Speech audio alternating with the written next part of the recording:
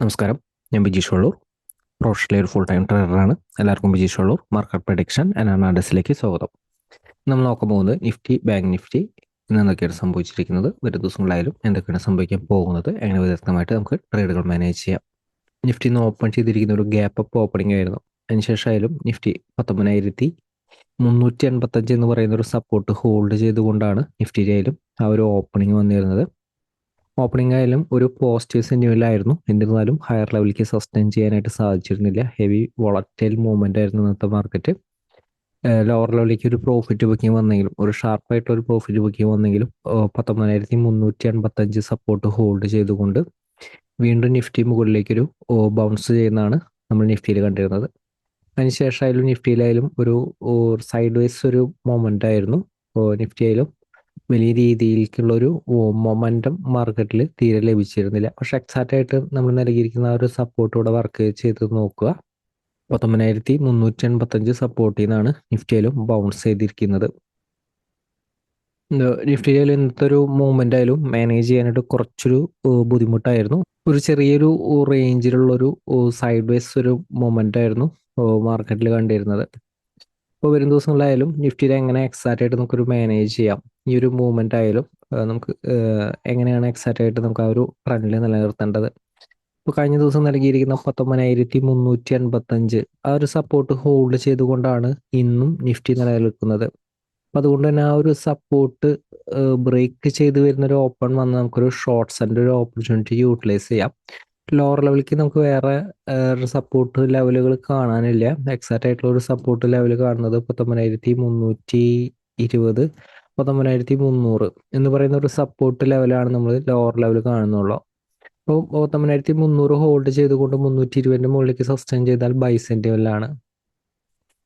അതുപോലെ തന്നെ in case ഒരു ഗ്യാപ് ഡൗൺ ഓപ്പൺ ചെയ്താലും 320 സപ്പോർട്ട് ഹോൾഡ് ചെയ്തുകൊണ്ട്, അല്ലെങ്കിൽ ഈ ഒരു ലെവൽ ഓപ്പൺ ചെയ്താലും ക്യുക്കായിട്ടുള്ള ഒരു ഫാൾ വന്നാലും 320 സപ്പോർട്ട് ഹോൾഡ് ചെയ്തുകൊണ്ട് ഓപ്പണിംഗ് റേഞ്ച് മുകളിലേക്ക് ബ്രേക്ക് ചെയ്താൽ ബൈ സിഗ്നലിലാണ്. ഹയർ ലെവലിലേക്ക് പോകും തോറും ഇന്ന് നൽകിയിരിക്കുന്ന ഇന്നത്തെ ഒരു സപ്പോർട്ടായിട്ട് നിലനിർത്തിയിരിക്കുന്ന 19,385 ഹയർ ലെവലിലേക്ക് റെസിസ്റ്റൻസ് ആയിരിക്കും. 385 മുകളിലേക്ക് സസ്റ്റെയിൻ ചെയ്യുന്നുണ്ടെങ്കിൽ നിഫ്റ്റിയിലായാലും കുറച്ചും കൂടി ഒരു സ്ട്രെങ്ത് ഉണ്ടായിരിക്കും. ഹയർ ലെവലിലേക്ക് ആയാലും അടുത്ത റെസിസ്റ്റൻസ് നമുക്ക് നോക്കാം. ഇൻ കേസ് ഓപ്പൺ ചെയ്യുന്നത് ഗ്യാപ്പ് അപ്പ് ഓപ്പണിംഗ് ആണ്, ചെറിയൊരു ഫ്ലാറ്റ് ഓപ്പണിംഗ് ആണ്, ഈ ഒരു സപ്പോർട്ട് ഹോൾഡ് ചെയ്തുകൊണ്ടാണ് ഓപ്പൺ ചെയ്യുന്നതെങ്കിൽ ബൈക്ക് തന്നെയാണ് കൂടുതൽ സാധ്യത. 19,385 ബ്രേക്ക് ചെയ്യാതെ ഷോർട്ട്സിന് കൂടുതൽ ഇമ്പോർട്ടൻറ്റ് നൽകരുത്.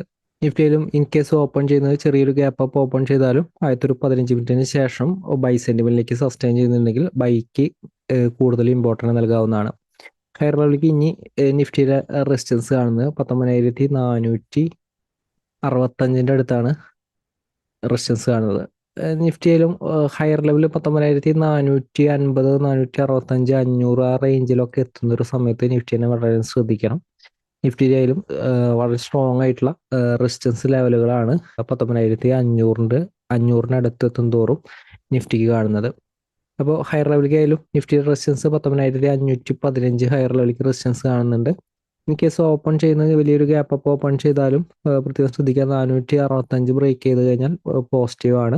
തിരിച്ച് 465 താഴത്തേക്ക് ബ്രേക്ക് ചെയ്യാതെ ഷോർട്ട് സെല്ല് ആക്റ്റീവ് ആവരുത്. ഷോർട്ട് സെല്ലിൻ്റെ പൊസിഷൻ അഗ്രസീവായി എടുക്കരുത്.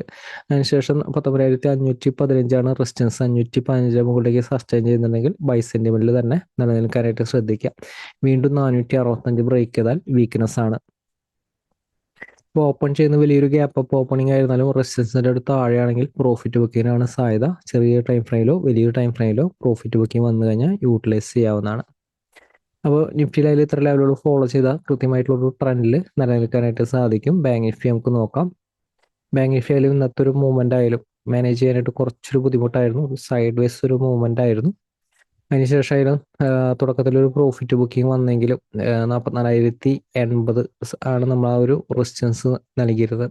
ആ റെസിസ്റ്റൻസിന്റെ മുകളിലേക്ക് ജസ്റ്റ് ഒന്ന് ബാങ്ക് നിഫ്റ്റി ഒരു സസ്റ്റെയിൻ ചെയ്തിരുന്നെങ്കിലും ഫെയിലിയർ ആയിരുന്നു. പക്ഷെ എപ്പോഴും നമ്മൾ പറയാറുണ്ട് ഇപ്പോൾ ചെറിയൊരു സ്റ്റോപ്പ് ലോസിൽ ട്രേഡ് മാനേജ് ചെയ്യാനായിട്ട്. അപ്പോൾ ഇൻ കേസ് നിങ്ങളുടെ ഒരു സ്റ്റോപ്പ് ലോസ് അത് ഹിറ്റ് ആയിട്ടുണ്ടെങ്കിൽ, അതായത് നമ്മൾ പറയുന്ന ഒരു റെസിസ്റ്റൻസിൻ്റെ ഒരു മുകളിലേക്ക് സസ്റ്റെയിൻ ചെയ്തതിന് ശേഷം നമുക്ക് ആ ഒരു സ്റ്റോപ്പ് ലോസ് ഹിറ്റ് ആയിട്ടുണ്ടെങ്കിൽ പിന്നെ അഗ്രസീവ് ആയിട്ടുള്ള ട്രേഡിൻ്റെ ഓപ്പർച്യൂണിറ്റി യൂട്ടിലൈസ് ചെയ്തിട്ട് കാര്യമില്ല.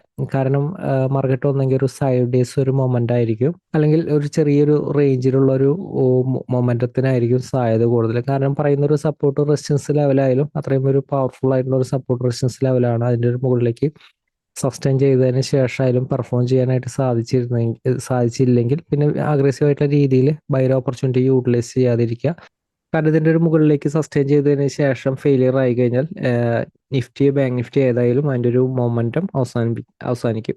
ഇപ്പോൾ 44,080 മുകളിലേക്ക് സസ്റ്റെയിൻ ചെയ്യാൻ സാധിക്കാതെ നിഫ്റ്റി ബാങ്ക് നിഫ്റ്റി ആയാലും ആ ഒരു പ്രോഫിറ്റ് ബുക്കിംഗ് ആണ് വന്നിരിക്കുന്നത്. ഇപ്പോൾ ബാങ്ക് നിഫ്റ്റിയിലും വരും ദിവസങ്ങളായാലും ഇതാണ് സപ്പോർട്ട് 965 സപ്പോർട്ടായിട്ട് നിലനിർത്തുക. ഹോൾഡ് ചെയ്തുകൊണ്ട് ബൈ ഓപ്പർച്യൂണിറ്റി കിട്ടിയ യൂട്ടിലൈസ് ചെയ്യുക. പക്ഷേ ഈ ഒരു സപ്പോർട്ട് ബ്രേക്ക് ചെയ്ത് വരികയാണെങ്കിൽ ഷോർട്ട്സ് അല്ലാണ്ട് സാധ്യത. പക്ഷേ ലോവർ ലെവലായാലും ശ്രദ്ധിക്കുക, ലോവർ ലെവലായാലും ഇമ്മീഡിയറ്റ് ആയിട്ടുള്ള സപ്പോർട്ടുകൾ ഉണ്ട്.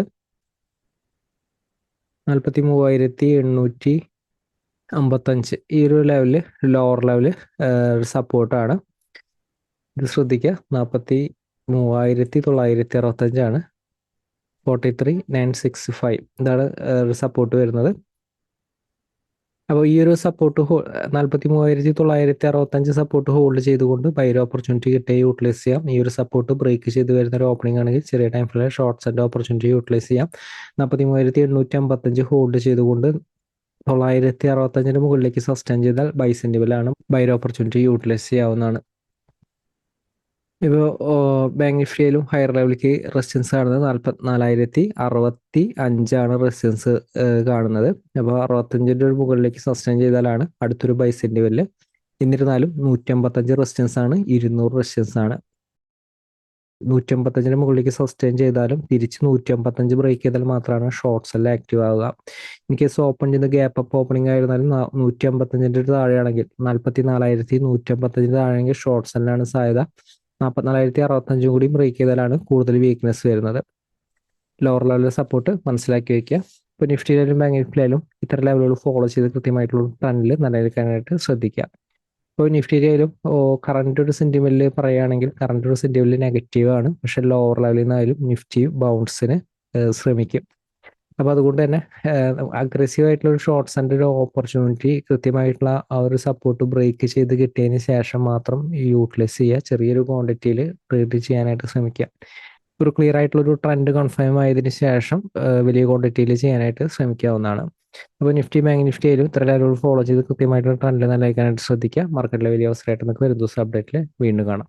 എല്ലാവരും വലിയ ഷെയറുകളും കമൻറ്റും പ്രതീക്ഷിക്കുന്നു. എല്ലാവർക്കും നന്ദി.